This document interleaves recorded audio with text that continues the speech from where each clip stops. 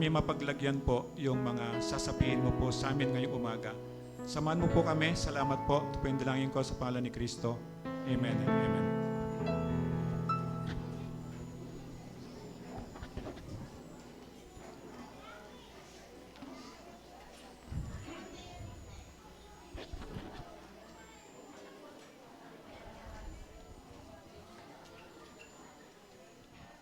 Good morning. Salamat sa Diyos at medyo nababawasan niya yung init, di ba? Parang 2 days na yata yung medyo bumaba na yung konti. So, Happy Mother's Day sa lahat ng nanay, pati nanay ko na nasa heaven na. So, for a while, alalahanin natin na salamat sa Diyos kasi merong nanay. Kung walang nanay, wala tayo.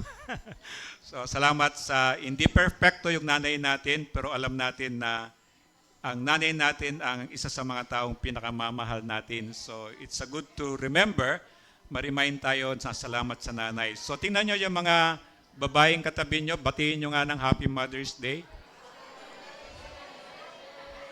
So, kahit lalaki yan, merong nanay yan, ha? Kaya, pwede mo siyang batiin ng Happy Mother's Day. So, salamat sa Panginoon. And apology, kultura ng ECF Center na meron kaming binibigay ngayong pag Mother's Day. Sorry po, wala kaming naibigay ngayon. Anyway, next year merong another Mother's Day. At ang Diyos na lang ang magbibigay sa inyo ng hindi naibigay ng simbahan. So salamat sa Panginoon sa patuloy natin yung Gospel of Luke na sa biyaya ng Diyos, marami tayong natutunan so far. Nakita nyo, marami tayong, nandyan po yan, hindi nyo ma-remember. So don't worry, na nilagay ng Diyos yan, dinidikit ng Diyos yan sa puso't isipan natin. Sa oras na kailangan natin, i-remind tayo ng Panginoon. So don't worry, nakala mo mahina yung utak mo kasi hindi mo na memorize. Hindi po. Yun po yung trabaho ng Banal na Espiritu. Kaya huwag kayong mag-alala, patuloy lang makinig. Ibigay mo yung best mo. Sabi nga ni Gary Valenciano dun sa concert niya, last concert na raw niya yon, 40 years. After 40 years, nasa industriya siya. Napakaganda po. Pinuri talaga niya yung Panginoon dun sa concert na yon. Ang sabi niya, tinatawag niyo akong pure energy. Yung energy pong yon, kalakasang yon, hindi po ako yon. Hindi po galing sa akin yon. Galing po sa Diyos ko. At makita mo talaga yung mga tao, naintindi nila, kasi Kristiyano po si Gary Valenciano, buong family. At doon sa concert na yon, pinuri talaga niya ang Panginoon. Sana ito yung magawa natin. Ang sabi niya, may sinabi siya doon, sabi niya, si Kristo binigay niya lahat. Binigay niya lahat. Tapos sabi niya, yun po yung ginaya ko. Gusto kong ibigay lahat. Kaya pala napakagaling niya pagdating sa musika. So dito, last time, nakita natin, tinangisan ni Jesus ang Jerusalem. Remember, nung packet sila from Jericho, di ba, nandito sila, kapag nasa tuktok ka na, doon mo lang makikita yung Jerusalem. And then, pagdating ni Jesus dito, ang lahat nagpupuri, di ba, nagbubunyi, pero siya tumatangis. Yung pagtangis niya, hindi yung tumutulo lang yung luha, kundi talagang umahagulgul siya. Bakit? Kasi nakikita niya, dahil Diyos siya, nakikita niya kung paano paparusahan ang Jerusalem. Bakit paparusahan ang Jerusalem? Sa katigasan ng ulo, pagsamba sa Diyos-Diyosan, sa hindi pagsunod sa Diyos, yung pag-defile nila o pagdudumi nila sa templo ng Diyos. Hindi nire-respeto, of course, hindi nila minamahal ang Panginoon.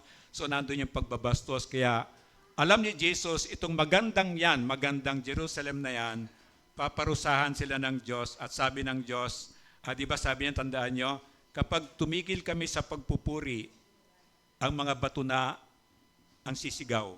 Ibig sabihin, itong lahat ng yan, magandang karangyaan yan, dahil sa kasalanan nila, ibabagsak yan. So walang pinag-iba sa atin, di ba? Kapag umasenso tayo, tapos naging mapangmataas tayo, naging mayabang tayo, ang Diyos ang nagbibigay, ang Diyos din ang kukua. At ang sabi niya, malinaw, yung mapagpakumbaba, sila yung tinataas ng Diyos. At walang pwedeng pumigil doon. Pero yung mapagmataas, sabi ng Diyos, siya yung magbabagsak doon. At walang pwede ring humarang doon. So dito, tinangisan niya, kasi umasenso sila, napakaganda ng Jerusalem that time. Talagang binibisita siya, pinupuri ng buong mundo. Kaya lang naging palalo sila, naging mayabang. Nakalimutan na nila yung Diyos na nagbigay sa kanila noon. Nang lahat ng meron tayo, lahat ng meron ginagawa natin, galing po sa Diyos yon. Sa hindi tayo dapat maging mayabang, kundi dapat tayo magpuri sa Kanya, magpasalamat sa Kanya. At again, maging mabuti tayong katiwala sa Diyos. So sabi, tinangisan niya, and then natandaan natin, nandun yung paghahanda, nandun pagpupuri, nandun yung pagpaparusa. Ito para matanda lang natin, hanggang ngayon, inahanda po ng Diyos ngayon yan. Hanggang ngayon, ginagamit ako, ginagamit kayo, ginagamit ang temple na to, para pag meron kayong naimbita, baka yung naimbitang yun maligtas. Yun ang purpose ng Panginoon. At makikita mo yung maliligtas, yung tunay na talagang maniniwala kay Jesus, nag-i-stay yun, nananatili. Na kahit na wala ng pagkain, kahit na wala ng nakukuha, sa simbahan, natutuloy sila kasi yun ang tunay na binago na ng Panginoon. At ngayong umagang ito, titingnan natin yung nagalit si Jesus. Makita sa Luke 19:45 hanggang 48. Tinakpan ko yung picture niya kasi talagang galit. Baka matakot kayo. Galit talaga yung doon sa picture nung yung ulo nung artist drawing. And then dito makikita natin yung nagalit si Jesus. Tingnan natin, susundan natin sa Luke 19 verses 45 hanggang 48. Pwede ba tayong tumayo bilang respeto sa pagbasa ng salita ng Diyos? At sabay-sabay natin siyang basahin. Pumasok si Jesus sa templo at sinimulang ipagtabuyan ang mga nagtitinda roon. Sinabi niya sa kanila, nasusulat, ang aking bahay ay tatawaging bahay dalanginan. Ngunit ginawa ninyo itong lungga ng mga magnanakaw. Araw-araw si Jesus ay nagtuturo sa loob ng templo. Pinagsikapan siyang ipapatay ng mga punong pari, mga tagapagturo ng kautusan at mga pinuno ng bayan. Subalit wala silang makitang paraan upang may sagawa ito dahil taimtim na nakikinig sa Kanya ang buong bayan. Amen. Ama, salamat po sa salita mo na iniwan mo po sa amin. Salamat po, meron po kaming Bible na pwede po naming balik-balikan, pwedeng basahin, pwede pong i-memorize, pwede pong pag-aralan. At salamat po, nandito kami sa Pilipinas na hindi po pinagbabawal itong ganitong klaseng pagtitipon. At salamat po sa Isip Center na tinayo mo po para komportable po kami makapakinig sa iyo, makapag-fellowship bilang pamilya po ni Jesucristo. Samahan mo po kami, ikaw po yung magturo sa bawat isa po sa amin, maabot po yung Espiritu po namin. Ako po, O Diyos, ay itago mo po sa iyong likuran na yung kagustuhan mo lamang po ang masasabi ko. Salahin mo po kung ano man sasabihin ko, yung hindi po mo gusto, hindi maganda, hindi tama, huwag mo pong hayaan, matandaan po namin. Ikaw po yung mag-ingat sa amin, bigyan mo po kami ng presence of mind, bigyan mo po kami ng malinaw na kaisipan, at yun nga po, O Diyos, tinataboy namin po sa pangalan ni Kristo yung espiritu ng kaantukan, na yung konting minuto po, O Diyos, ituon po namin sa iyo. Katulad ng sinabi, binasa po namin, taimtim din kaming makikinig po sa iyo. Ito po yung dalangin ko, ito po yung dalangin namin sa pangalan ni Kristo. Amen and amen. Pwede po mo po. And then sabi niya, yung mission at layunin ni Jesus, makikita natin yung dito sa araw na to, itong banal na tungkulin ng Diyos. Galing sa Diyos yan tungkulin niya, yung banal na kapangyarihan ng Diyos o makalangit na kapangyarihan ng Diyos, yung salita ng Diyos at saka yung habag ng Diyos, para madali lang natin matandahan yung kwentong pag-aaralan natin ngayong umaga. So remember, nung Saturday, nung linggong yon, galing sa Galilea, di ba Galilea, ito yung mga lugar na mangingisda. Lugar ng mahirap to kasi mahirap ang buhay doon. Ang mga isda ng Sea of Galilee, puro parang tilapia.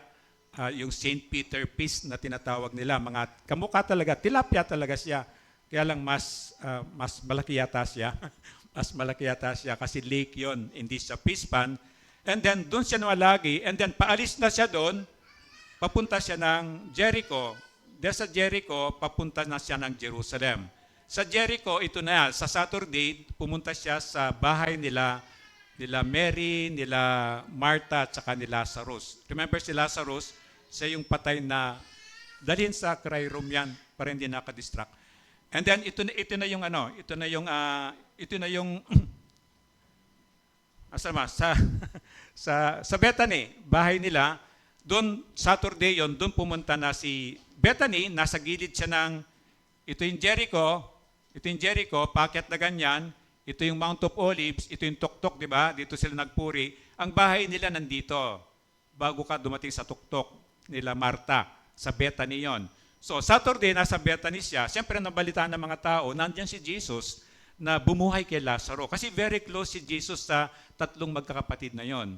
At siyempre, mga tao pumunta doon, hindi sinabi ni Luke. Pero pag tinignan mo yung four gospel, Matthew, Mark, Luke, John, di ba? Parehas na nandun yan. Iba-iba yung pagkasulat. Sinabi niya doon na nagtuturo si Jesus, nag-a-answer siya ng mga questions, at merong mga pumuntang pilay o mga bulag, pinagaling pa rin niya na hindi sinulat ni Luke. So nandun siya, and then inabutan siya ng Sunday, doon siya natulog, tapos Sunday, siyempre umaga pa nandun yung mga tao, may imagine nyo, nagturo pa rin siya, gumawa siya nagpagaling siya ng may sakit. And then Monday, from Bethany, pumunta na siya ng Jerusalem. And Monday, ito na yung matagumpay na pagpasok ni Jesus sa Jerusalem. Ito na yung palaspas. Ito na yung tinatawag natin sa Pilipinas Palm Sunday. Pero sa Bible, it is Monday. Ito na yung kumuha sila ng palaspas kasi sa dami ng mga tao eh. Siyempre, during that time, because it is Passover festival, parang pinakamahalagang piyesta ng Israel, ang mga tao more than 2 million. And imagine mo, hindi sila pwedeng pumunta sa sentro. So makita mo yung Israel mismo, Jerusalem area, naging parang tent city. Kasi hindi kasya yung hotel. Siyempre may mga kamag-anak doon, hindi naman paano ikakasya yung 2 million mahigit. So para mga tent yan. Makita mo, may imagine mo puro tent ang nakapalibot doon kasi hindi man lang sila makalapit doon sa temple. At doon na, sabi niya, doon na siya pumasok, hindi makalapit. Yung iba nagputol ng sanga, nagputol ng, siyempre, disyerto yung palma, parang kahawig ng nyug natin. Ito yung sinundan natin.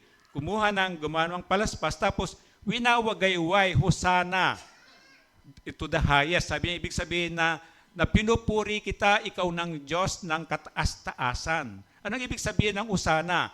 Iligtas mo na kami ngayon. Ngayon na, iligtas mo kami ngayon. Ito yung sinasabi niya. Kaya kumuha sila ng dahon just to show to kay Jesus, pakita kay Jesus na nagpupuri sila kasi hindi sila makalapit. Na yung kultura natin, religion natin, medyo binago yon na malayo dun sa talagang kahulugan ng palaspas. Kaya kung minsan sa atin, may mga taong ginawa ng parang Diyos-Diyosan yung palaspas para ba namang meron siyang power. Wala po. Yun po ay simbolo na nagbubunyi yung mga tao. Natutuwa sila na nandito yung tagapagligtas nila. Kaya lang, ang masaklap lang, ang inaharap nilang tagapagligtas sa Romano. Yung parang government. Kasi ang Romano, masyado siyang maigpit, di ba? Ang ginagawa niya, nagbenta siya ng mga franchise ng tax collection para bang BIR. So itong mga tax collector ito, magkukolekta sila, yung sobra sa kanila na yon. So naging business siya, so ang gagawin nila, magkolekta sila ng malaki para malaki yung kikitain nila o commission nila kumbaga. So akala nila, itong si Jesus na hari, susunod na hari, ililigtas sila sa mahigpit o masamang pamamaraan ng Romano. Hindi nila naintindihan na nandiyon si Jesus para iligtas sila sa tunay na kapahamakan sa impyerno yon. Ito yung gusto ni Jesus, yung tunay na kapayapaan, yung tunay na kasaganaan, yung tunay na kagalakan na sa Diyos lang nanggagaling. Kaya dito na siya, pagdating ng Monday, doon siya maghapon, pagdating ng gabi, umuwi na naman siya sa Bethany, kila Martha, kila Mary. And then itong kwento natin ngayon, imagine nyo, Tuesday na to. Tuesday na to, pagdating ng Friday, kasi papatayin na si Jesus, di ba? Pagdating ng Friday, papatayin si Jesus. Saturday, nasa libingan si Jesus. Pagdating ng Sunday, siya na mabubuhay na muli. So may imagine nyo yung 1 week na critical, ilang araw na lang o oras na lang yung nabibilang kay Jesus na buhay niya dito sa lupa. So sabi niya, ito yung Eastern Gate, tinatawag din Golden Gate, Messiah Gate, pero pare-parehas lang yan. Kaya lang yung mga salin-salin ng wika, nag-iba-iba, pero parehas lang yung gate na yan. Napakasimbolo niyan. Kasi bakit kamo? Doon sa prophecy, di ba, dumating si Jesus para bayaran yung kasalanan natin. Pinako siya, namatay, nilibing. And then 3 araw siya ay nabuhay na muli, pumunta sa langit. Di ba, babalik siya. Ang sabi ng prophecy, dito sa Mount of Olives, itong sa tuktok na ganyan, dito yung Jericho, dito yung Galilea, dito sa tuktok na yun, ito yung Jerusalem, dito din bababa si Jesus. Kaya hanggang ngayon, inaabangan nila yan itong lugar na to. Dito raw bababa si Jesus. So ito yung, titinan mo siya, ito yung nakita niyo sa arrow, yung gate na yon eh. Di ba nandito sila Jesus, nandito yung tuktok ng tuktok ng bundok, and this is Mount of Olives, mga olive tree yan. Mga olive tree yan. Tapos gaganyan ka, akit ka uli ng ganyan. Mataas na naman yung Jerusalem. At yung gate na yon nakasara na yon. Nakita niyo nakasara siya? Wala naman talaga siyang pinto eh. Bakit wala siyang pinto? Sinara talaga. Simento, bato. Bakit? Sino nagsara niyan? Islam. Hindi sila naniniwala kay Jesus. Pero naniniwala sila, diyan babalik si Jesus. Ang ginawa, sinara. Pero hindi makapasok si Jesus. Di ba sila, Panginoon yung Diyos yun, hindi ba siya makakapasok doon? Hindi pa niya kayang lundagin yan, hindi pa niya kayang gibain yan. So makita mo yung kagandahan ng nakasulat sa Bible, ma-amaze ka talaga. Sinara yan, kasi naniniwala sila, dyan babalik si Jesus doon sa sinasabi niya after ng tribulation. Di ba una, rapture, and then tribulation, and then 1,000 years of paghahari ni Jesus, dito raw siya dadaan. Kaya ginawa ng Islam, sinara. Hanggang ngayon po yan, sarado yan. But anyway, sabi niya, dito siya papasok, dito pumasok si Jesus, yun na yung temple ground yan. Malawak po yan. Malawak yung temple ground na yan. Kaya lang hanggang ngayon, nandiyan pa rin yung dome na yan, yung golden dome na yan, nandiyan pa rin ngayon. Kaya lang hindi ka makapasok. Controlled pa rin ng mga Pilistino na hindi pa rin pwede mag-worship. Pinaantay natin, pagdating ng araw, magkakaroon ng worship sa loob niya yan. Kapag kinuha na ng Diyos, katulad ng pangako niya, ibabalik niya yung mga Hudyo sa Israel, i-restore niya yung winasak ng kaaway. At mangyayari yan in the future. And then sabi niya, mission at layunin ni Jesus, kung titingnan natin, 4 na puntos yan. Una yung tungkulin o makalangit na tungkulin ng Diyos. Ano ba tungkulin ng Diyos? Ang Diyos ang naglalang ng langit at lupa, di ba? O tingnan mo yung katabi mo. O ang Diyos din na naglalang dyan. So, meron tungkulin ng Diyos dyan. Kaya wag mong wag mong gagawa ng masama yan. Lagot ka sa Diyos, di ba? So ito yun eh. So sabi, banal o makalangit na tungkulin ng Diyos, sabi niya sa verse 45, pumasok si Jesus sa templo at sinimulang ipagtabo yan ang mga nagtitinda doon. Remember, araw-araw siya nagtuturo, di ba? Kaya lang, araw-araw siya nagtuturo. Parang, alimbawa, kung nasa ground floor tayo, alimbawa, nandito to, tapos yan, labas na ng temple yan. Sa ground floor, alimbawa, di ba? Ito yung may imagine mo sa labas ng temple, nagtuturo si Jesus parang ganito. Sa loob ng temple, may mga baka, may mga kambing, may mga manok, may mga kung ano mga hayop doon. So may imagine mo yung ingay, di ba? Kung may kung meron pang kambing, di ba? Di puro puro ganun, di ba?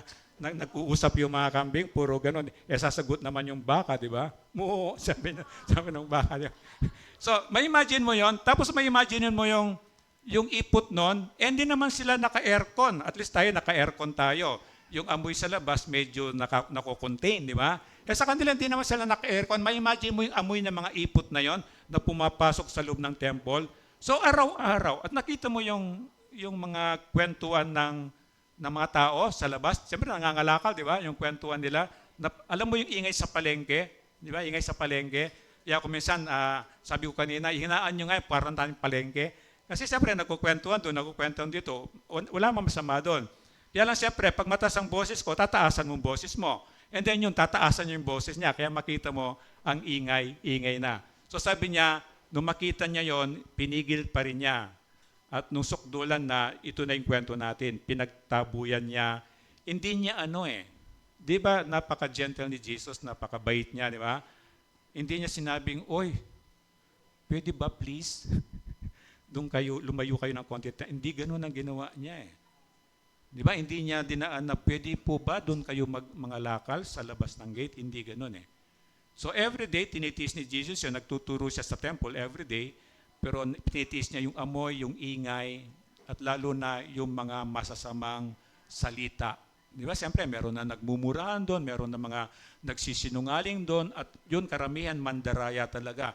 Para kumita sila, nagdaraya talaga sila. So sabi, pinagtabo yan ng mga nagtitinda roon.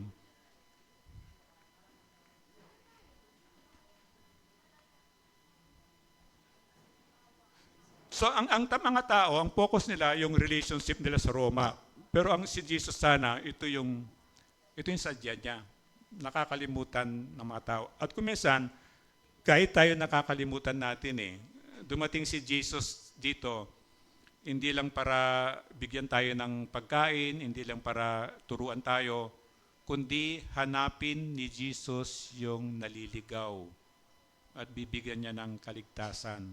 Kasing naligaw na yon, mapapahamak yon on the last days sa impyerno. Ito yung pakay ni Jesus, dumating siya para hanapin yung naliligaw. At kung ikaw ay naliligaw, pinaparinig ni Jesus ito ngayon sa iyo. Nandito ako, sabi ni Jesus, ikaw ang sadya ko. At kung makikinig ka, ililigtas ka ni Jesus. Ito yung purpose ng simbahan, na purpose ni Jesus, para hanapin yung naliligaw. Ibig naliligaw, pag wala kang Jesus kasi, hindi mo na alam yung tama at mali kuminsan Mga desisyon mo mali na, tapos kuminsan makita mo yung ugali mo, masama na yung ginagawa mo, pero pinagmamalaki mo. Tama? Kasi hindi mo alam ang Diyos. Pero pag alam mo ang Diyos, mahihiya ka Kaya makita mo, maririnig mo yung salitang wala ng hiya. Kasi kahit masama, ipinagyayabang pa yon. So ito yung sinasabi niya, yung mga naliligaw na inanap ni Jesus. Yung tunay na pagsamba, magagawa lang ng tao kapag tunay na meron kang relationship kay God. Yung kahit na hindi ka na nahihiya, na kahit na itaas mong kamay mo, kahit na sumaya ka, lumundag ka, hindi ka nahihiya. Kaya ang tunay na pag-worship, subukan mo kahit pag kumakanta, nag-worship pag kumakanta, paminsan-minsan subukan mong isara yung mata mo. And then subukan mong itaas ang kamay mo. Believe me, may mararamdaman ka pong kakaiba. And then kuminsan, yun nga lang, mahihiya ka sa katabi mo o mahihiya ka sa likod mo. Pero subukan ninyo yung tunay na pagsamba, ito yung gustong ituro ng Diyos sa atin.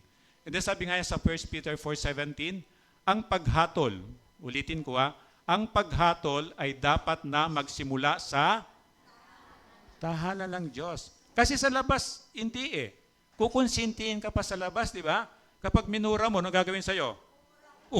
Parehas lang kayo, di ba ganun yun? Pag tinadyakan mo, tatadyakin ka rin. Pero sa simbahan ng Diyos, hindi O gusto natin i-practice, burahin ko kayo kung anong responyo? Hindi ako nagmumura kaya hindi ko magawa yon. So ito yun Dito sabi niya sa simbahan, kahit po dito, hindi lang kwento ng Bible. Kahit dito alam ko marami sa inyo na dito makukonvict ka kasi nandito yung presensya kaluwalhatian ng Diyos sa temple niya. Kaya nandito ka, merong gagawin ng Diyos. Kaya kung minsan makita mo, nagagalit ka, hindi mo maintindihan, nagagalit ka, na-offend ka. Kasi that's the conviction ng salita ng Diyos. At pag nanatila ka doon, makita mo magkakaroon ng transformation o yung pagbabago kasi babaguhin ka talaga ng Panginoon. Sabi niya, magsisimula dito. Hindi siya pupunta, kung darating si Jesus ngayong araw na to, hindi siya pupunta sa barangay, hindi siya pupunta sa munisipyo. Anong pupuntahan niya? Mga simbahan. Lalo na yung mga false doctrine, yung mga false prophet, yung mga kulto, yung mga false religion, yan ang pupuntahan niya. Kasi yung purpose niya, maligtas yung mga tao, hanapin yung naliligaw. Hindi yung leader ka, pinapaniwalaan ka ng tao, tapos hindi mo sila nai-guide doon sa tama, maliligaw sila lalo. Kaya sabi niya, yung bulag, paano niya kayong kamukha niya bulag? Kaya ito yung sabi ni Jesus, ako yung katotohanan, ako yung daan. Kaya makikinig ka sa akin, sabi niya, matutumbok mo yung tamang daan, yung tamang katotohanan. At yung espiritu mong patay dahil sa kasalanan, ay kaya kong buhayin kasi ako yung nagbigay niya, sabi ni Jesus. Mga money changers, may imagine mo doon. Ano masama sa money changer? Kasi nung araw sa atin, hindi yung bangko, remember, black market ang dollar noon.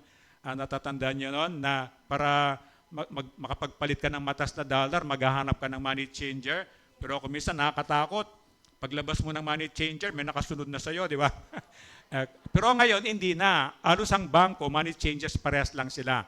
So, ang mga tao ngayon, mas safe sa bangko na sila nagpapapalit ng dollars nila. So doon, anong masama sa money changer?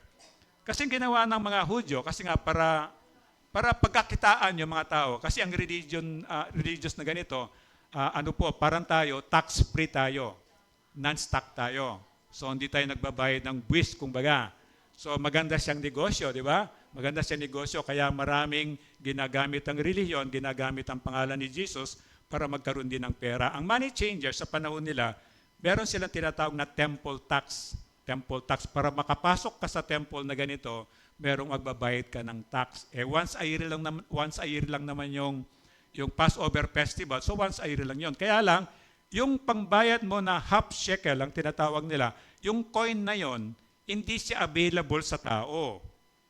So kailangan mo siyang ipapalit dito sa mga money changer. Ang money changer naman, of course, dinivise nila para kumita sila. Pag pinapalit mo yon, mas malaki yung pera mo, ipapalit mo siya ng half shekel, mas lugi ka pa, di ba? And then, papatungan ka pa ng 25%. So imagine mo yung exorbitant na pagkikita nila. Dito nagagalit si Jesus, kaya sabi niya ginawa yung lungga ng magnanakaw. Na pag hindi ka nag-ingat, sa simbahan, ganun din. Pero okay lang yon kasi once na pumasok sa simbahan yan, nandun ang kaluwalhatian ng Diyos, may gagawin ng Diyos kasi nandun ang kapangyarihan ng Diyos. So ano man ang motibo, it's okay.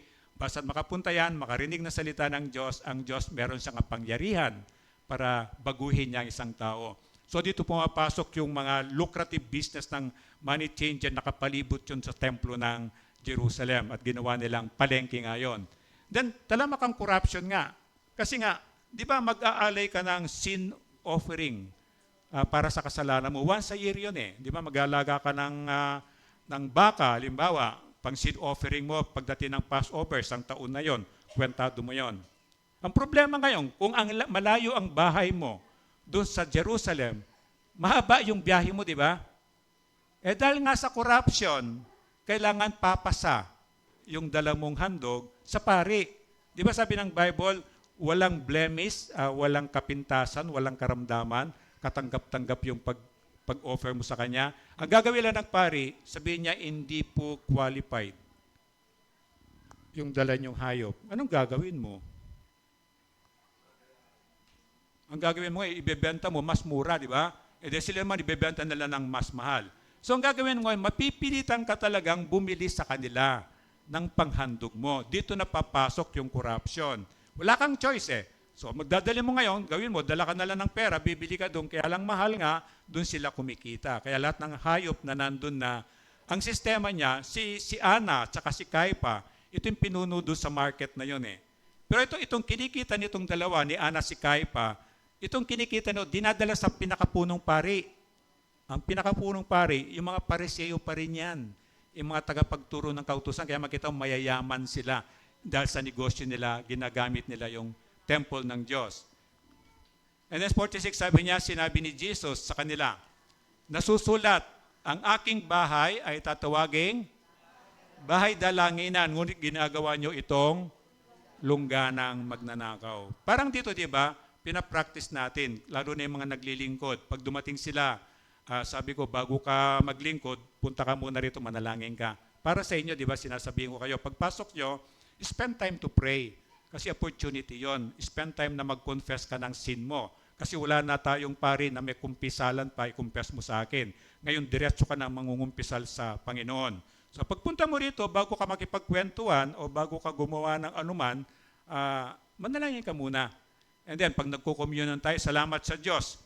Pinaalala ng Diyos, kasi ang utos ng Diyos, gawin ninyo ang communion as often as you can. Ibig sabihin, mas madalas mong alalahanin kung paano binayaran ni Jesus ang kasalanan natin, kung bakit ginawa natin, usually once a month lang yan eh, at ginawa na natin every Sunday. To remind us, ito nga, ang bahay dalanginan dapat to. Kaya yung mga bata, di ba, minsan napapagalitan ko, ginawa na naman yung playground itong simbahan. Pero isang katunayan po yon na nandito yung glory ng Diyos, naniniwala ko from the start. Kahit sino pong dalhin mong bata dyan, dito. Makita mo pag naglalakad niya, takbo ng takbo, hindi na napapansin, takbo ng takbo. Bakit? Pure ang spirit nun eh. I believe na sense nila yung presence ni God dito. Kaya mga bata talaga, makita mo, takbo ng takbo. Kahit kaninong anak, makikita ko po yan. Yun ang katunayan na sabi ko, God, salamat po, sinasamahan mo po kami. Kaya kung bakit binabantayan natin to, kung bakit nililinis natin para yung glory ni God manatili dito sa ECF Center. At pangalawa, hindi lang yung banal na tungkulin ng Diyos na ingatan tayo, ibigay pangailangan, yung banal o makalangit niyang kapangyarihan ng Diyos. Pinapakita ito again doon sa galit niya. Galit niyang Diyos, na doon pa rin yung kapangyarihan niya. Matthew 21, mas detalyado ito, parehas sa sinabi ng Luke, mas detalyado. Sabi niya, pumasok si Jesus sa temple at pinagtabuyan niyang palabas ang mga nagtitinda at namimili roon.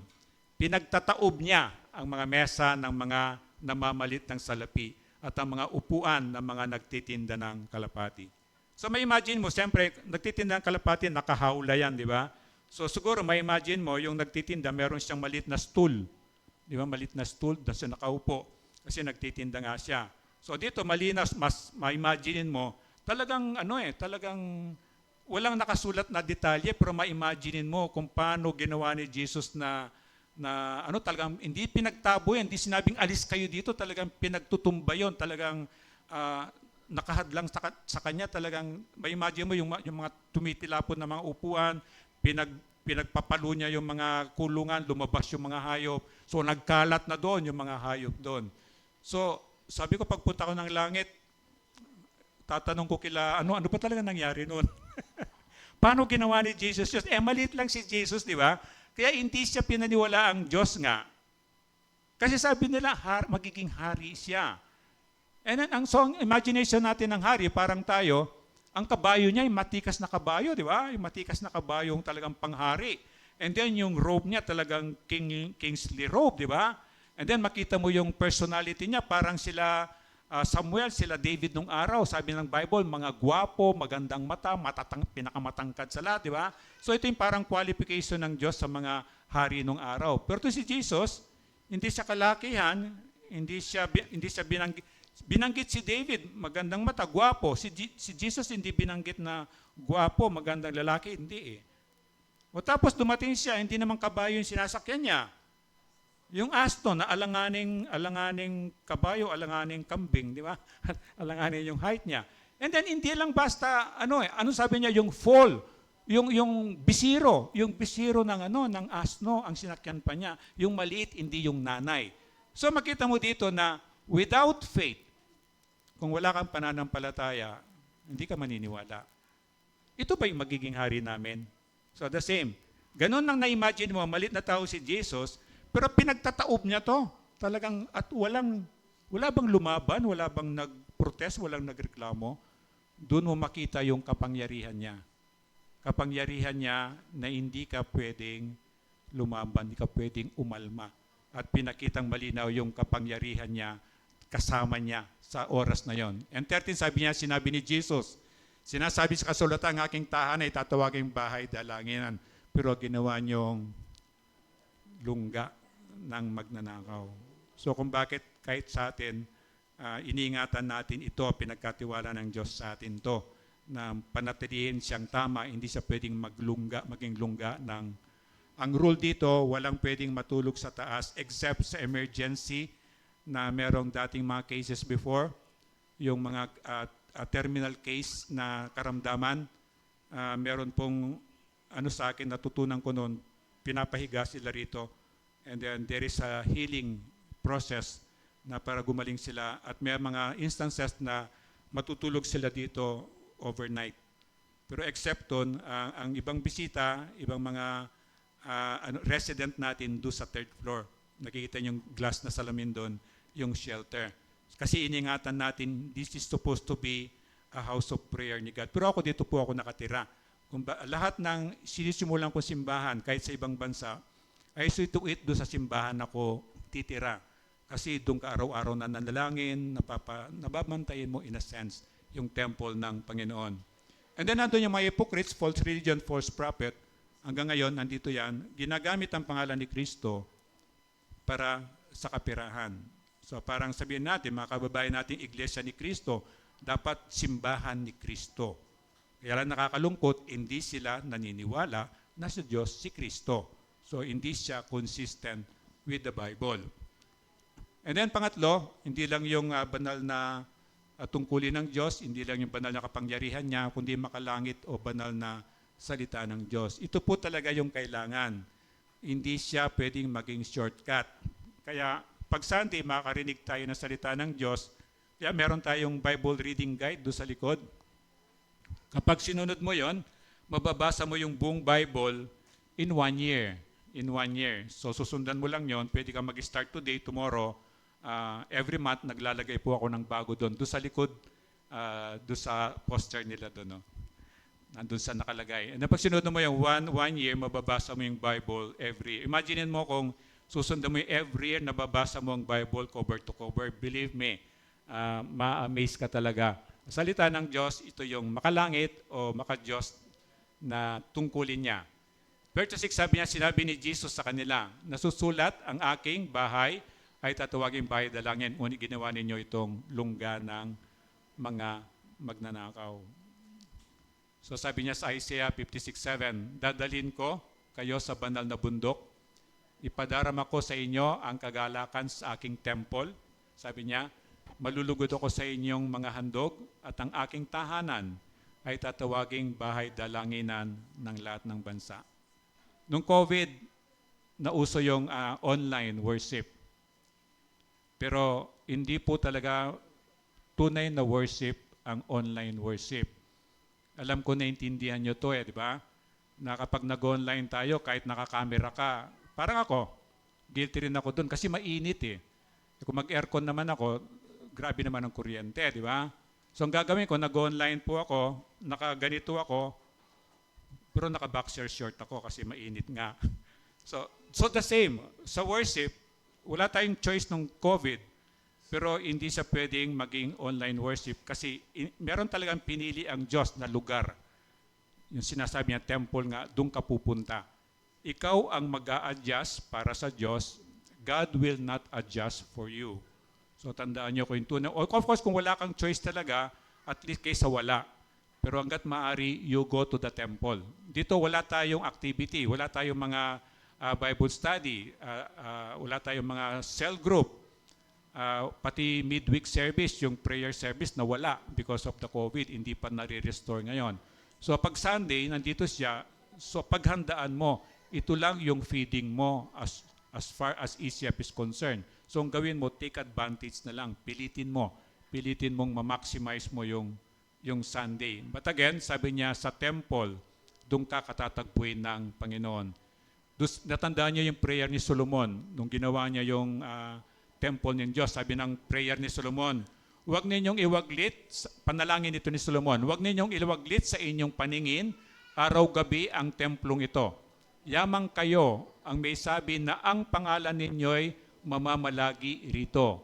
Sa gayon, maririnig ninyo ang bawat dalangin ng inyong alipin tuwing mananalangin sa lugar na ito.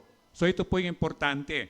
You adjust yourself, you go to the temple ng Diyos, meron talaga siyang piniling lugar kung saan yan. It doesn't matter kung saan, basta't hindi siya kulto. Basta't ang simbahan ay usually pinamumunuan ng pastor at usually ang pinag-aralan nila Bible. Medyo safe ka na doon.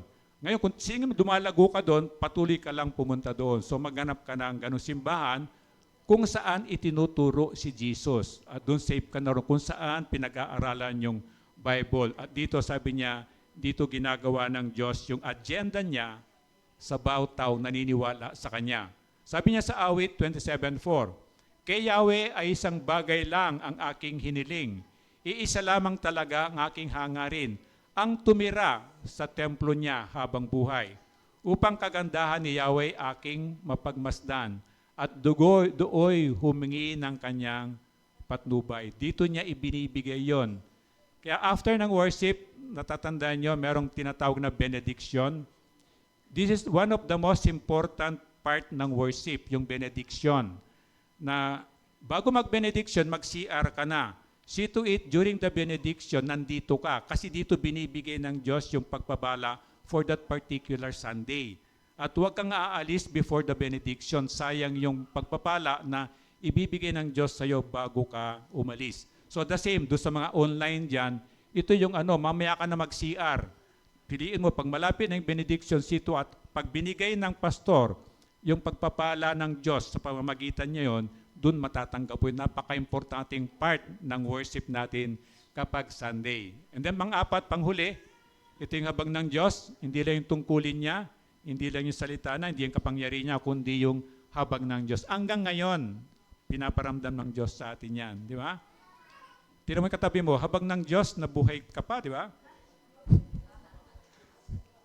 O, nakita mo siya parang, di ba, habag ng Diyos, o, tingnan mo yung, katabi mong, pag may katabi ka senior, sino may katabing senior? Tingnan mo katabi mo senior. Nung araw, mukha yung pasas, di ba? O ngayon, mukha na siyang ubas. Kasi blooming na siya sa Panginoon. Totoo yun, di ba? Kasi hindi ka na nagwo-worry. Na kahit may sakit ka, hindi ka nagwo-worry. Mahirap naman talaga ang buhay. Tama, mahirap talaga ang buhay. Hindi pinramis ni God na madali ang buhay. Kaya lang, ganda, meron kang hope.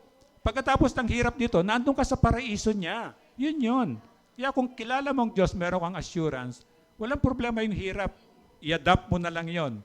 Tanggapin mo na, ganyan talaga. Di ba? Mainit talaga. Di tanggapin mo na lang talaga mainit. Enjoyin mo na lang yung proseso, ika nga.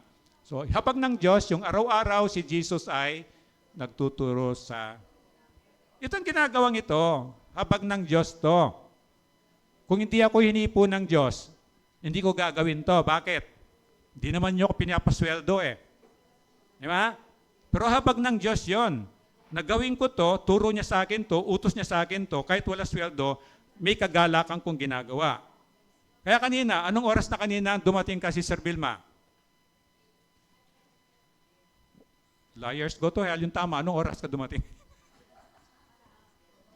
Mga siguro, mga 8:30, mga ganon. 8:30, nandun pa ako, katatapos ko lang i-prepare to. Ang tanong niya, Pastor, kumain ka na ba? Siyempre, hindi pa. Nag-aantay pa ako. May dala siya. May dala sila Jonabel, sila AJ. Yun eh. Habag ng Diyos yun. Habag ng Diyos, nahihanda ko ito bago kayo dumating. I see to it may tubig. I see to it malamig yung tubig nyo. I see to it, andar ang mga aircon, malinis dapat yan. Di ba? Habag din ng Diyos, padadala niya siyempre ako ng pagkain. Di ba?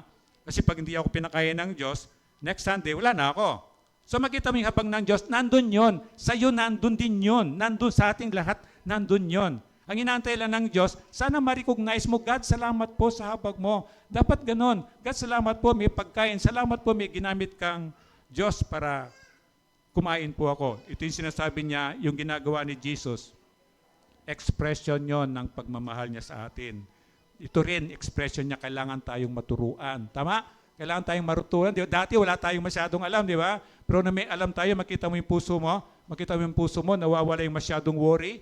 Makita mo yung mukha mo, magsalamin ka, di ba? Na gumaganda ka, di ba? Gumagwapo ka, di ba? Yun eh, biyaya ng Diyos yun eh, di ba? O tingnan mo uli yung katabi mo. O di ba? Gumanda siya kahit konti lang, di ba? Meron, di ba? Meron. Tingnan mo naman, hindi nyo tinitingnan eh. So yun, biyaya ng Diyos na habag ng Diyos yan. Habag ng Diyos yun. Habag ng Diyos sa atin na lahat yan dahil sa habag lang ng Diyos yan. At ang tinuturo niyang importante, yung magandang balita. Ano yung magandang balita? Na kahit may kasalanan tayo, kahit nagkakamali tayo, pwede pala tayong biyaan ng kaligtasan. Di ba?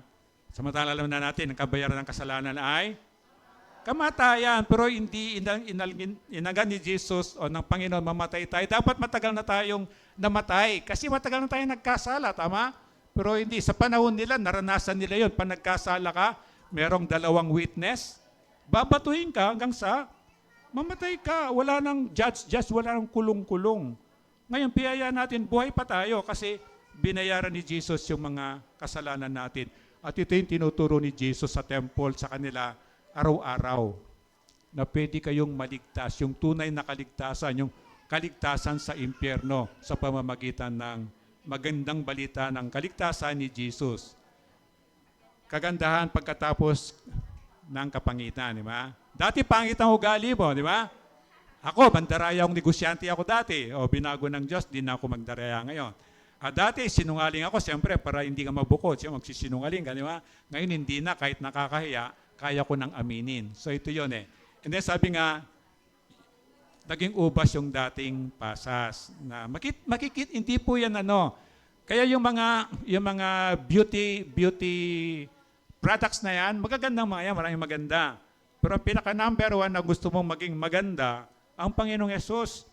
Kasi siya magbibigay sa'yo ng kapayapaan, makatulog ka ng maganda, di ba? So yung mga beauty sleep na yan, automatic ibibigay ng Diyos sa yan. Yung kagalakan sa puso mo, umaapaw yan. Kaya makita mo, yung masayang aura mo, nagpuproduce ng positive hormones yan, na hindi kayang i-discover ng scientist yan. Yun ang tunay na biyaya ng Panginoon. Kasi dahil sa kanyang habag. So alalahanin mo anong meron ka ngayon, anong nangyayari ngayon sa iyo. Ginagamit ka ng Diyos ngayon. Habag ng Diyos yon. Di ba nakita mo dati wala akong kwenta. Pero nung pumunta ako sa Diyos, ginagamit ako ng Diyos. Di ka nagtataka, ako gagamitin ng Diyos tong ganitong pagkatao. Di ba? Amazing, di ba? Kasi hindi niya tinitingnan yun eh. Ang tinitingnan yung puso mo kasi nandun ang Panginoon doon. Kaya sabi niya, yung habag, tandaan mo, habag ng Diyos sa'yo, maging mahabagin ka rin. Na, maging mahabagin ka rin. O sabihin mo sa katabi mo, maging mahabagin ka rin. Doon sa temple courts, may imagine nyo, nandun na yung mga nangangalakal. Ito yung temple courts nila. Ito yung beautiful gate. Sa loob na ito, sa loob na nung nakabakod ng Jerusalem. Dito po yung Golden Gate, natanda nyo kanina, dito pumasok si Jesus, and then dumiretso na sa temple. Ito yung beautiful gate, ito yung mga, usually nandito yung mga bulag. Yung mga bulag, kasi magandang mamalimos sa simbahan eh. Medyo yung tao, di ba? Mahabagin. So dito sila, pero hindi sila pwedeng lumampas. And then nakita niyo yung women's court, ang babae, dito lang siya, hindi siya pwedeng lumampas doon. Tapos ang mga lalaki doon. Hindi ibig sabihin na merong favoritism o discrimination ng Diyos. Ang lalaki lang talagang binigyan siya ng capacity ng Diyos na meron siyang tungkulin. Na iba yung tungkulin ng lalaki, iba yung tungkulin ng babae. Hindi favoritism ni God. Kaya sabi niya sa mag-asawa, ikaw na babae, magpasakop ka sa asawa mong lalaki. Ikaw naman lalaki, mahalin mo ang iyong asawa katulad ng pagmamahal ni Jesus sa kanyang simbahan. Malalim po yon. So, yun ang role ninyo. Bakit kamo? Naglalang ng tawang Diyos lalaki. Di ba, kumuha siya ng lupa, hinubog niyang tao, tapos hininga niya. And then, yun ang espiritu ng Diyos, kaya pag namatay ang tao, mawawala yon. Yung galing sa lupa, babalik sa lupa. And then, nung magkaroon ng babae, of course, ginawa ng Diyos, malungkot sa lalaki ang walang kasama. So, pinadaan niya lahat ng hayop para pumili siya doon. Buti na lang, wala siyang napili. Paano kung napili niya, kalabaw, di kalabaw yung mga kalabaw yung asawa ng mga lalaki, di ba? Buti, wala siyang napili. So, sabi ng Diyos, malungkot na wala siyang katuwang. So, anong ginawa ni Jesus? Hindi siya kumuha ng lupa. Di ba? Hindi siya kumuha ng lupa. Pinatulog niya si Adan. Parang anesthesia. Para hindi maramdaman yung sakit. Tapos kumuha siya ng isang rib. Walang surgery. Diyos siya. And then, naghilom din. Yan si Eva. So, nakita yung diferensya. It's not about paborito ng Diyos ang lalaki. It's not. God is a God of order. Dapat nasa order lahat. Ang babae, nagpapasakop sa asawang lalaki. Ang lalaki naman, minamahal ang asawang babae. Ulitin ko ang babae, nagpapasakop sa asawang lalaki. At kapag ginawa yun, makita mo, magiging in order ang relationship. Dysfunction, family tayo, because kagagawan natin yon. Ang babae, magaling talaga. Na kapag ginawa ng kamay ng babae, makita mo parang magic. Sa EDSA Central, sa crossing, meron akong cellphone shop doon. Anak-anakan ko si Noah na siya yung magaling na technician ng cellphone. Meron kami tindahan ng cellphone. Kaming dalawa ni Noah, inaayos-ayos namin pero hindi kami kontento. Araw-araw binabago namin, hindi maganda. Dumating si LV na asawa ni Noah. Chuk, sabi, 30 minutes, ang ganda-ganda ng shop namin. Bigay ng Diyos yon sa inyo mga babae. Kaya lang, ingat ka. Kapag mataas na yung pinag-aralan mo kaysa asawa mong lalaki, kapag malaki na yung kinikita mo kaysa kinikita ng asawa mong lalaki, sino yung boss ngayon? Yun na. So, meron ka ng kasala araw-araw sa Diyos yon. Ang sabi ng Diyos, kahit mataas ang sweldo mo, kahit na magaling ka sa asawa mo, magpasakop ka pa rin sa asawa mo. Kasi yung tinalaga ng Diyos na leader ng family. So dito, again, nandito yung babae, doon ang mga court of Israel, ito yung mga men na, and then nandun yung Holy of Holies. So dito si Jesus, and then ito man nakapalibot dito, yun na nga, yung court na yan, ginawa na nilang parang palengke. So may imagine mo, nagtuturo si Jesus doon. Tapos lahat ng mga ingay ng hayop, ingay ng palengke, di ba? Yung walang mga masalita pa, mga pangit na salita pa kasi hindi sila mga mananampalataya at tiniis ni Jesus yon. So Tuesday yon, and then Wednesday, alam na natin, and then Thursday, ito na yung pinaka-ultimatum na kailangan niya nang ituwid, yung dapat niyang ituwid. Remember, naririnig niyo ito, love covers multitude of sin. Napaka-importante nito. Kapag hindi mo na discover yung technique nito, magdudusa ka bang buhay mo? Life is short, tama? So sayang naman yung buhay mo, short na nga yun, hindi mo pa na-enjoy. Ito yung susi kung bakit para maging masaya ka. Love cover multitudes of sin. Maraming magulang, lalo na yung mga nanay, maraming ganitong nagagawa na nito, maaaring hindi sila aware. Di pa nagkasala yung anak mo? Alam mo, usually stricto yung tatay, di ba? Anong ginagawa ng nanay? Pinagtatakpan yung anak. Bakit? Kasi mahal niya yung anak niya eh. Mahal niya yung anak niya eh. And then, yung pagmamahal na yon, yung the same style na yon, kung yung kapwa mo, mahal mo siya, kahit magkamali sa iyo yan, madali mo siyang patawarin. Bakit? Kasi mahal mo, ang pinag-uutang mo pagmamahal. Kahit ano pang laki ng kasalanan ginawa niya, kasi mahal mo siya, tatakpan yon. Tatakpan yon. At doon ka makakalaya. Pero huwag mo sundin to. Pag hindi mo sinunod to, naku, magdudusa ka buong buhay mo. Yung taong nanakit sa iyo, dahil hindi mo siya kayang mahalin, hindi mo kayang patawarin, araw-araw ting makita mo siya nagdudusa ka. Sinong talo? Ikaw ang talo. Pero kapag pinatawad mo yan, minahal mo talaga yan. Pag nag-aaway kayo, di ba? Nag-aaway kayo, nagbabangayan na kayo, nagmumurahan na, nagbabatuan ng plato, di ba? Kulang na lang, kung malakas ka, pati rep mo, ibabato mo sa asawa mo, di ba? Anong technique doon? Sigawan mo. I love you, kamo. Di ba? Maraming sumubok doon. Pag sinigawan mo, I love you yan, wala na yung away. Titigil yung asawa mo, anong nakain mo? Basta I love you, parang nagmumura ka, stress mo siya, pero ang isisigaw mo sa kanya, instead na mura, I love you, ito yung sinasabi niyang, love covers multitudes of sin. Kasi mahal mo ang isang tao, kahit anong laki pa ng kasalanan ginawa niya, kaya mong patawarin. Ito po yung susi ng maging maligaya kang tunay. Kasi si Jesus, sabi nga niya, mahalin mo ang iyong kaaway. Mahalin mo kapwa mo, mahalin mo yung kaaway mo, di ba? Eto, paano mamahalin ang kaaway mo? Kaya po siyang pag-aralan. Pag-pray mo parati, yung may utang sa'yo, pag-pray mo, God, pagpalain mo po itong umutang sa akin. O, para pag may pera siya, mababayaran ka, di ba? Yun eh. Ngayon, kung practical galit, sinusumpa mo yan, ay talaga habang buhay, hindi ka mababayaran nun, di ba? So sabi niya, Panginoon, makinig ka sa akin, tuturuan kita, at palalayain kita. Pumunta sa kanya ang mga bulag, mga lumpo, at siya pinapagaling niya. Hanggang ngayon po, ginagawa ni Jesus yan. Pupunta lang tayo sa kanya, nag-aantay lang siya sa atin, bawat isa sa atin. So malinaw na ebidensya ng kanyang habag, yung kapangyarihan sa kanyang salita. Again, wala siyang shortcut. Magbasa ka ng Bible. Yung sinasabi ko every Sunday, konti lang yan. Kailangan mo talaga everyday. Kung paano ka kumakain ng pagkain para sa kalusugan, kailangan mo rin kumain ng pagkain spiritual.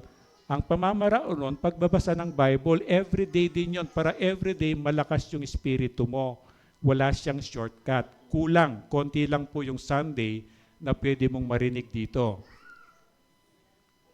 And then sabi niya sa awit 103 verse 3, ang lahat kong kasalanay, siya ang nagpapatawad at anumang aking sakit, ginagamot niyang lahat.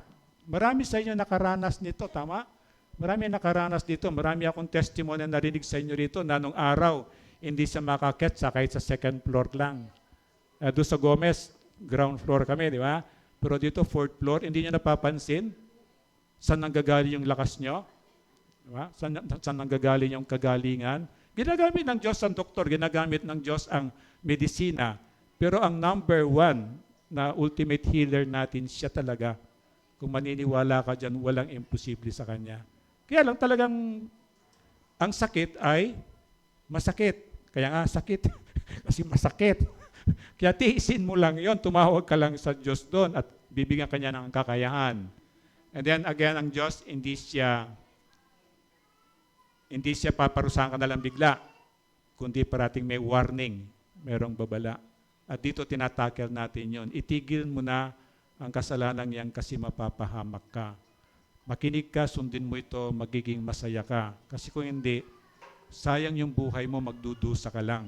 So enjoy mo yung buhay. Life is too short para magmukmuk ka, para magalit ka. You enjoy the process. Makita mo, napakasarap palang mabuhay.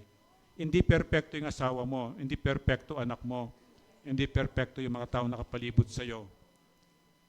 Huwag mong kakalimutan, hindi ka rin perpekto. At kapag naisip mo yon, madali mong maintindihan ang kapwa mo. We are too selfish, di ba? Nakikita mo, pero tingnan mo rin naman ang sarili mo. Yun ang effective doon, matuto kang maging mahabagin, magpatawad. Pero itong mga taong to, doon sinabi ni, siyempre nag-aalisan na sila, di ba? Konti lang natira talaga. O, tapos di nagtagal doon, dinala na si Jesus kay Pilato, anong ginawa? Ito na yung sinisigaw nila, ipako yan, ipako yan. Yung maraming hundreds of thousand doon, nagsimula sa tens of thousand, pakonti ng pakonti, ang natira talaga yung tunay na nananampalataya kay Jesus. Karamihan doon, ito na yung nagpupuri sila dati. Pero ang sinabi ni Jesus sa ibang book, sabi niya, kainin mo yung laman ko, sabi ni Jesus, pwede kita maging alagad. Inumin mo yung dugo ko, sabi ni Jesus, pwede kita maging alagad. Ano sabi ng mga tao? Ano to? Kanibal? Ano ginawa nila? Nag-aalisan, di ba? And remember what Jesus said sa mga apostles niya? Natira na lang mga apostles niya. Kayo din pa, aalis kayo? Sabi ni Jesus. Ano sabi sa isa sa mga apostol niya? Saan pa po kami pupunta? Nasa iyo po yung kapangyarihan, nasa iyo po yung kaligtasan. Saan pa po kami pupunta? Sana ganun yung attitude natin. God, saan pa po ako pupunta? At isecure mo na yung sarili mo doon. And then 47, araw-araw si Jesus nagtuturo sa loob ng templo, pinagsikapan siyang ipapatay ng mga punong pari, mga nakapagturo ng kautusan at pinunang bayan, mga pariseyo. Ito yung mga tinutumbok ni Jesus. Yung mga tagapagturo ng scribes, yung mga tagapagturo ng kautusan, mga scribes yan, sila sumusulat ng batas. Mga lawyers po yan. Kaya pag gumawa sila ng batas, pinirmahan nila yon, wala kang choice kundi sumunod. Kasi batas talaga yon, may pirmado ng lawyer. Ganon sila kasama na at their own advantage lang yan. Pero siyempre, kailangan mangyari din. Sabi niya, hindi rin siya nila pwedeng patayin, wala sa oras. Subalit wala silang makitang paraan upang may sagawa ito dahil taimtim na nakikinig sa kanya ang buong bayan. I-take niyo yung taimtim na nakikinig. Ito po yung present Christian. Tayo ngayon. Kung ito yung ipapractice mo, yung taimtim na nakikinig kay Jesus, protected ka sa lahat ng kasamaan ng masama. Kasi tuturuan ka ni Jesus paano. Protected ka doon sa takot. Wala kang takot ng kamatayan. Kasi alam mo, pupunta ka ng langit. Wala kang takot ng kasamaan. Kasi alam mo, protected ka by the blood of Jesus. Ito yung magbibigay sa iyo ng kapayapaan. Kaya sabi ni Jesus, kung alam lamang ninyo ang source ng kapayapaan, yung peace, siya yun eh. Kasi pag wala si Jesus sa buhay mo, kahit anong gawin mo, hindi magiging tahimik ang buhay mo. Siguro tahimik ngayon, tapos maya magulo, tapos ngayon to, depressed ka na naman, worried ka na naman, anxious ka na naman, di ba? Kaya makita mo dami nagpapakamatay because of that. Kasi ang true peace na pinanggagalingan ay si Jesus lamang. Ang tunay na kagalakan lang yung kagalakan sa puso ng gagaling, through Jesus lang. Hindi mo yan makukuha sa mundo. Ang mundo, pag marami kang pera, galak ka. Kaya lang, marami kang pera, takot ka rin kasi baka kung nakahawin yung pera mo. Di ba? O yun eh. But with Jesus, bibigyan ka ng wisdom how to handle. Masarap na mayaman ka, meron kang Jesus. Masarap na matalino ka, meron kang Jesus. Masarap na professional ka, kasama si Jesus. So in everything, balanse lang, isama mo lang si Jesus. Kaya sabi niya, makinig ka ng taimtim. Di ba? Eh, kung minsan makinig ng taimtim, akala mo, alam mo yung minamanman, di ba? Minamanman. Tapos sabi ko minamanman lang niya. Kasi pag nakikinig nga siya, tapos gaganong-ganon na siya. Beautiful eyes na kay pastor, di ba? So, pilitin mo na taimtim na nanalangin, ito yung, sabi niya, kakampi mo ang Diyos. And then pagkatapos na mabuhay siya muli, doon sa Jerusalem Passover feast, more than 2 million ang natira, 120. Bumaba ka ng Jerusalem doon sa Sea of Galilee, mga 500 lang. So the same. Yung database natin, di ba, pag first time ka kinukuha yung name mo, yung birthday mo, every month kailangan kong i-edit yun. Bakit? Sa dami ng pumunta ng tao dito, ay kahit Coliseum siguro, hindi na magkasya. Pero ilan lang yung nananatili. So the same kay Jesus. From those more than 2 million people do sa Israel during the time of the Passover feast, ito yung natira. Sabihin natin followers niya, 100,000, 200,000, ito yung natira. Sabi niya sa Isaiah 53, hinamak siya, si Jesus, ng mga tao, at itinakwil si Jesus. Nagdanas si Jesus ng hapdi at hirap. Wala man lang pumansin sa kanya. Binaliwala natin si Jesus na parang walang kabuluhan. Hanggang ngayon, nangyayari ito. Kaya pag di ka nag-ingat, ang mundo kalaban na ni Jesus. Kasi yung sobra nating oras, yun ang binibigay natin sa Kanya. Although, na-appreciate ni God yun, pinipilit mo. Pero humingi ka sa Kanya, humingi ka ng tulong sa Kanya. God, gusto ko pong maging consistent. Gusto ko pong maglingkod sa iyo. Gusto ko pong hindi lang ako taga-pakinig. Gusto ko pong may gagawin ako sa simbahan. And believe me, gagawa ng paraan ng Diyos yun. And then dumating na ang oras, na yun na nga, kailangan na siyang kumilos, yung pagiging just God niya.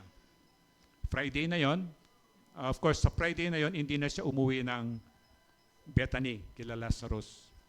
Doon na yung hinuli siya, tapos hinarap kay Herodes, tapos yun, hinatulan ng kamatayan. At yun ang simbolo na ginagawa natin ng Holy Communion. So, konti na lang, at konti lang talaga yung matitira. At ngayon, sabi mo sa katabi mo, sana matira ka. Hugo, sumagot ka naman, sana ikaw din. May natira asip, ikaw naman yung wala. So, mission at layunin ni Jesus para matandaan natin, yung banal niyang tungkulin ng Diyos. Meron siya katungkulan sa atin, kaya lang, binigyan tayo ng free will. Pangalawa, yung kapangyarihan ng Diyos hanggang ngayon, pinapadaman niya sa atin yan. Sana ma-appreciate mo, mapasalamatan mo everyday. At yung salita ng Diyos, go back to the Bible. Wala kayong Bible, binibigyan ko kayo, di ba? Pero basahin nyo yung Bible ninyo. At yung habag ng Diyos, asahan mo siya everyday. At pag naramdaman mo yon, pasalamat ka naman sa Diyos para matuwa rin ang Panginoon. Again, pipili ka, paniwalaan mo si Jesus na tagapagligtas, pero remember, siya rin ang tagahatol. So, God is love, God is just also, kaya nagbibigay siya ng warning, doon ka lang sa side ni Jesus. Hindi madali, mahirap siya, pero don't worry, by the grace of God, makakayanan natin yon. Tayo po tumayo at madangin. Ama, tunay nga po na ang kapangyarihan mo hanggang ngayon ay pinadaramo mo po sa lahat ng tao, lahat ng salinlahi. At hanggang ngayon po, Diyos, kahit po sa amin, yung habag mo ay hindi po namin maabot yung pasasalamat po sa iyo.